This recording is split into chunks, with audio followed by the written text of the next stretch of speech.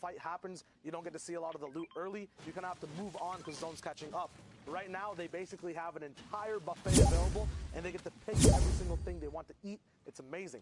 We have stinks, medkits, minis available. Now tuning in to H-Man up in Greasy Grove. Big elims coming through, 2 back-to-back, setting these guys up. No taco time to stop the mid-game fight either. These guys are going to be moving through, have all the shield available, and the whole POI free. Yeah, just like that. You wrap that team up real quick. You saw a little bit of taunting coming out there from H-Man. You know, Dampton a little premature before the taco time. It's okay. He's got to get his groove on somewhere or another. He's probably going to make it to his Instagram before the day's up. Here, let's take a look at the loadouts. The loadouts pretty rough. Just a shotgun, couple shields. Okay. We'll be able to grab some of the Spores of War here. And now we're talking. Now he's looking like a real Fortnite gamer here. He's got something to work with here in the game today. Opting to farm up this metal. It's very nice. Going to set him up for success. Yeah, it was a super early game fight. You see the contrast of the actual loadout at the same time, right? We have full fleshed out loadouts all the way at Sunny, and now in Greasy, we have people just starting up.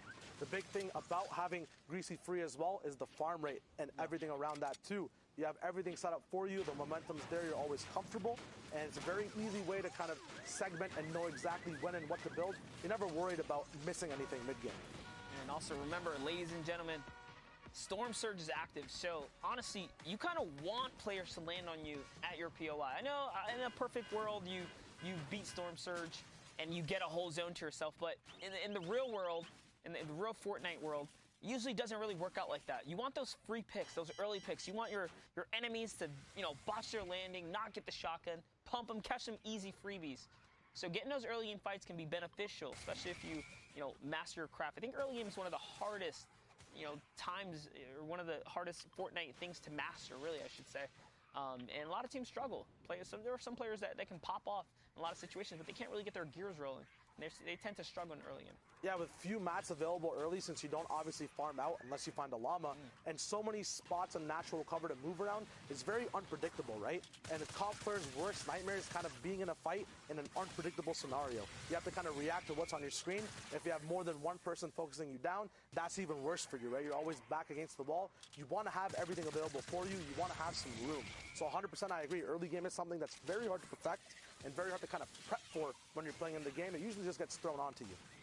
And these guys are using all this retail row kind of extra loot to really capitalize and find the perfect loadout. So Yonks is going to get a big upgrade right there. Going from a great tactical shotgun up to a legendary shotgun, legendary tactical. We've seen multiple players, even in that, rare European game one we got to catch. Now, I call it rare because you guys know the issues that kind of unfolded today. We saw players, pro players, taking the gold tack over the blue pump, even when it needed most. Players needed it the most, right? You needed that one pump. People were still opting to rock out with the gold tack. Yeah, the meta for a lot of players and the way they play and take peaks, they use the combat for so much time of the season. They're used to having more bullets to send through. They're used to having, the fire rate. Yeah, the fire rate as well, right? It's just the biggest thing they're not used to and they have to kind of adjust to is the pull-out time of that gold and purple tack, because it is slower than all the other shotguns available right now in the loot pool. Here's Zanzis. So they're going to use hoverboards to get away from the trio that's to the left, or maybe they didn't even realize they're actually firing off in the distance there. So little do they know, someone is already up close and personal, but there it is. The sound cue is given off, and he's actually spotted by Zephyr, who's got the perfect pinch on this player, and Zanzis, who's got the nice range as well with the explodes here. Shield Bubble is going to isolate this player from Zephyr, and Zephyr loses the 1v1. Shield Bubble absolutely isolates. The big thing about this side of the map, too, is how spread out and isolated you are from the get-go. So much of the split is going on just for looting purposes that when a fight starts, you have to act quick to get back to your team. Fast builds from Zanzis, though. Shockwaves coming through. Still a block off. The tack shots not missing a single one out of 8 in his clip. Zanzis is on point right now. Metal's not going to stop his beam from coming through into your box. A two-way split on pressure on the box as well. I hear a minigun in there too, Monster. This is insane. It's going down right now. He's not missing any shots. Happy that you noted that, because there is knock players everywhere. Wisa goes down. Normally when it's me and I got a tack shotgun, I have a million excuses to figure out why I'm not, landing or damaging damaging, but it doesn't matter. Zans has shown that you can hit your shots, you're going to win your fights. And that's exactly how this battle has turned around, because Zephyr was the first to get traded out. So as a 2v3 situation, they're doing so good. Invoke's going to fall down now as well, which means that last player is very weak, because Zans has already got 2 knocks here. So let's see how he goes to execute and kind of seal the deal here. So he walks right around, and there he goes. Catches Invoke.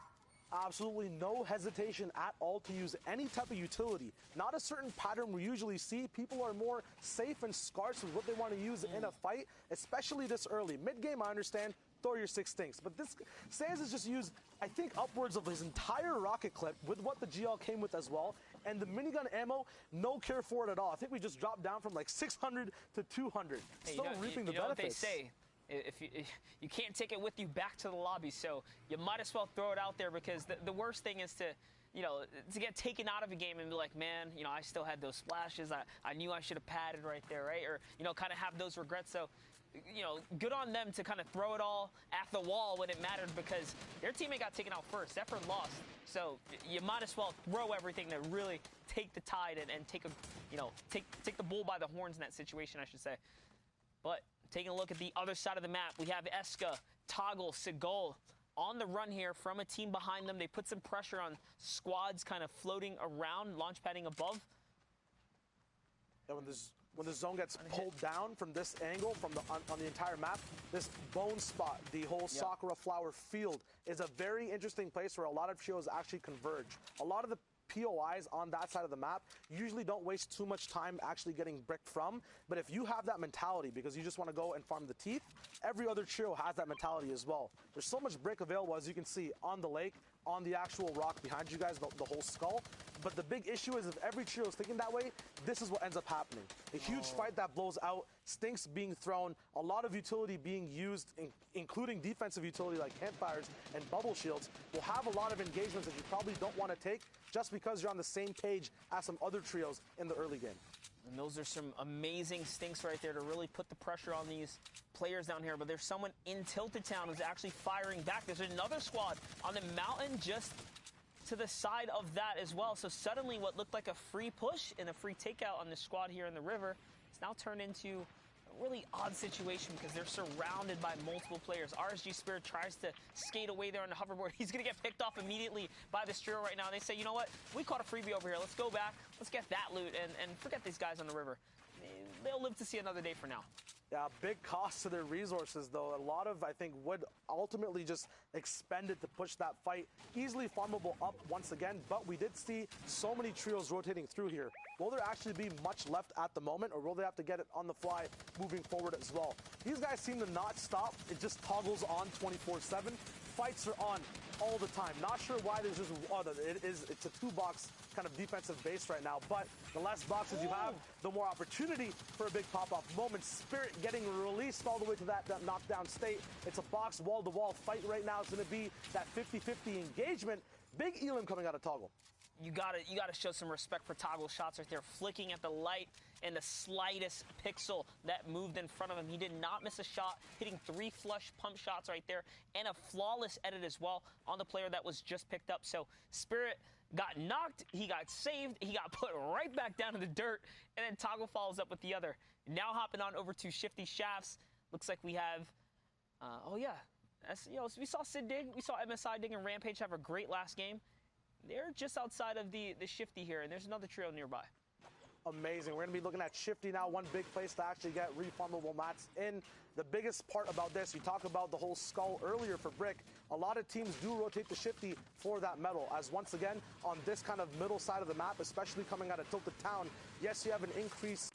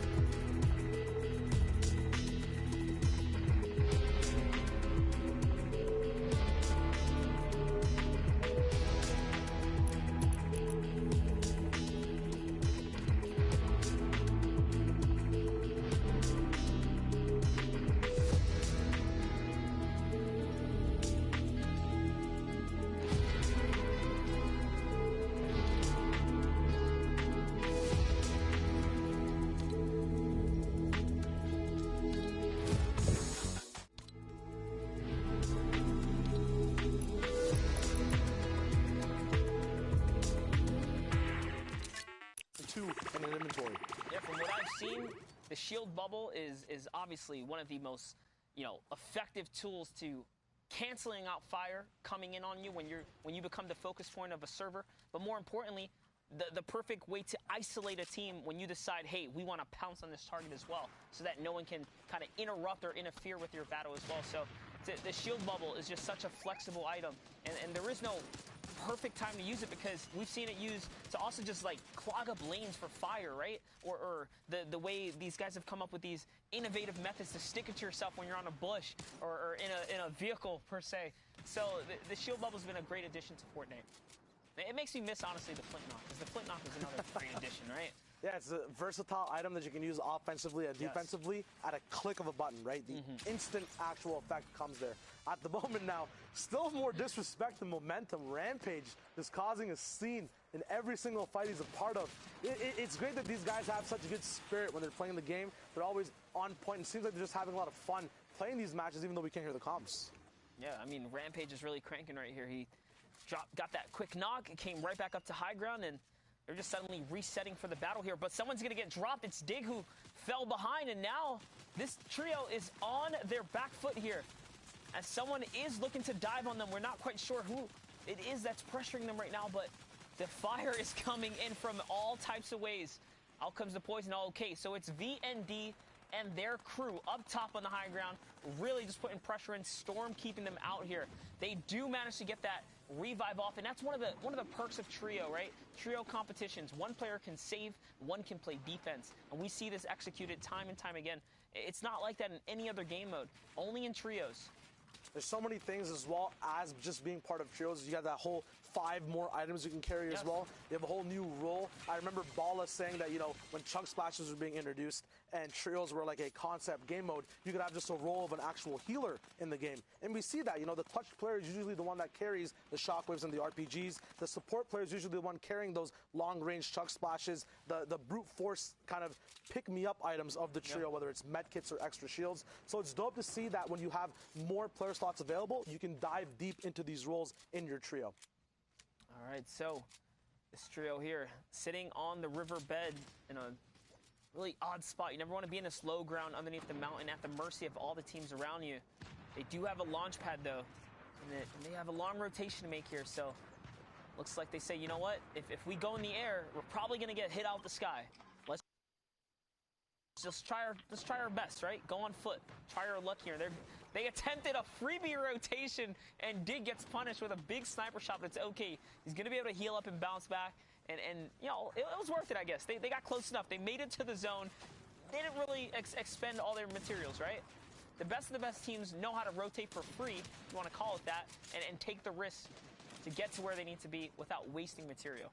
Yep, one thing, the kind of relationship towards mid-game and end-game rotations in terms of the resources you have, I think, are materials versus shields. Yeah. So if you have more shields, you can take the risk to take and get shots to your HP pool to save those mats, drink those shields up, and then just go for Siphon endgame, because it's a lot easier to get it there than to do a big mid-game fight. And me saying that, though, look at this setup. Look at this setup. Like Rampage goes underneath their build there, looking for the knockdown to see if they can, sweep someone out from underneath their base. They just are not slowing down the momentum from one place to another. They're bringing the battle to anyone nearby. They're hungry to capitalize on the resources and materials here. That was a heavy sniper right there. You have 2 players holding down the turbo build, trying to see if they can, keep control of the wall there. Dig makes the reload on the heavy snipe, so any bust, he can make any wall bust that he wants right now. There it is. He opens up another, takes that one right there, makes a quick edit. Can he connect with the shot? He does. He catches one player, but eats a splode from a grenade launcher from somewhere nearby. The Siphon comes in, though, keeping him healthy. He's going to keep going forward. One decision he made there is not to put that stair in, but to get the damage off first, which proved good for him. At the same time, he did take a shotgun shot back, as well as an explosive, since he didn't own the stair, and it did get edited the moment that explode came in. Now we're switching back over to defense. They did get a few mats off that Siphon, his teammates at least. Now he has enough time to actually take over this whole base. They fill up their loaded slots as well with more things, such as shockwaves and a minigun potentially if they want to take it through as well. And they'll top off on the shields they used when they actually rotated in, using them instead of the mats. We talked about that earlier as well. Yeah, now looking to retreat back to the metal carcass that they left behind. Remember, metal takes multiple shots of explodes to kind of break open. They actually find a trio nearby. It's going to be a huge pump shot from 104 now, and they're using the side pinch here. And no, another team comes through. He's going to hit the big pump. He's not missing, but it's just not enough to close the deal here. Rampage is left by himself, but I'm sure the comms are, giving out. They're weak. They're definitely weak. Let's see if Rampage can pull it together here. He has 13 minis in the loadout here, and he is going to find, yeah, there it is. He's got to switch up the loadout here just a bit.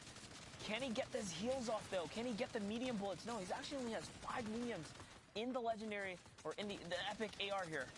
Yeah, one thing I was going to notice, even if he does survive, what can he actually do?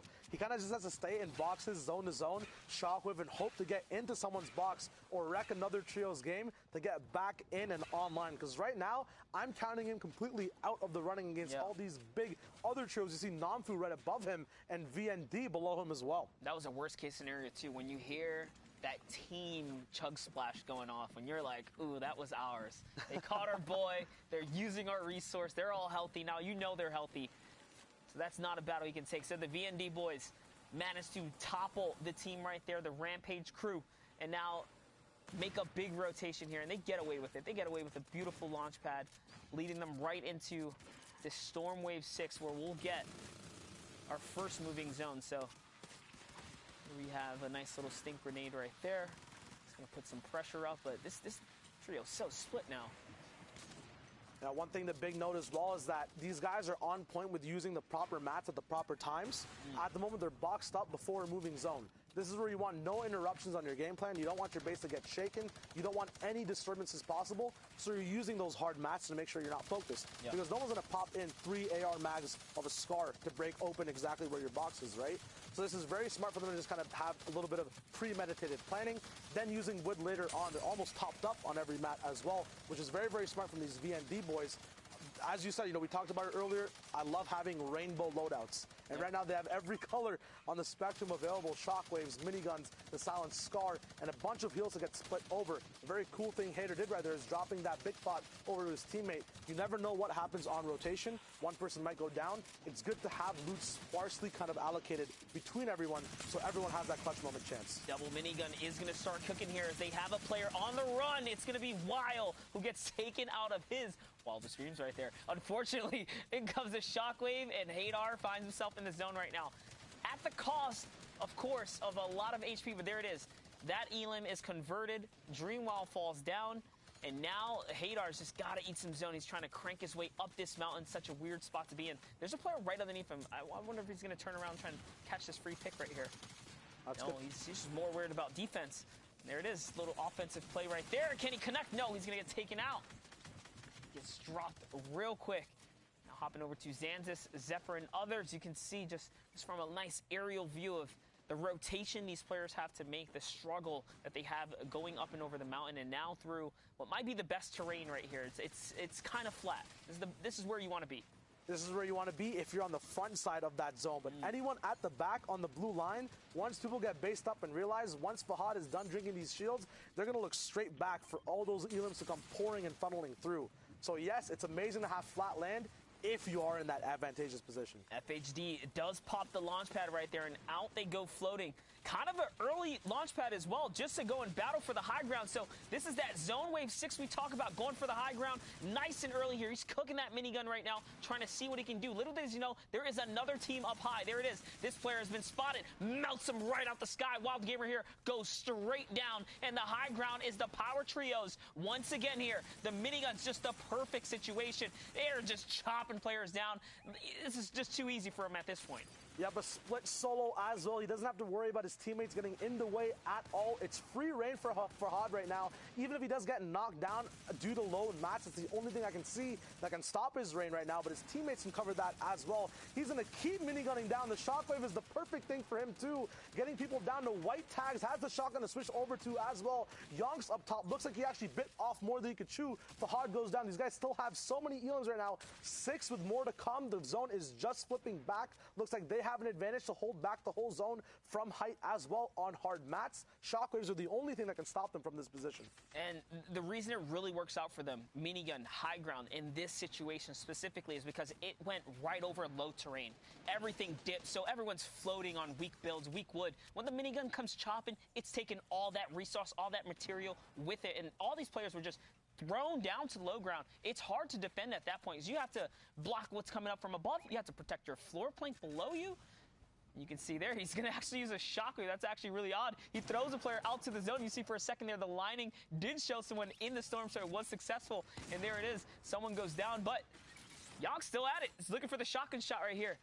And they're just going to win. They're just going to hold players out. I guess the shockwaves kicking them to the zone was worth. It kind of all went in their favor, huh? Yeah, it was a very unique ending right there. Very casual. They straight up started doing weird edits on height at the end. Absolutely no respect. We're going to be throwing it over to Sundown to break down more of what we saw in this heat and more. Sundown, what you got? What I got is some more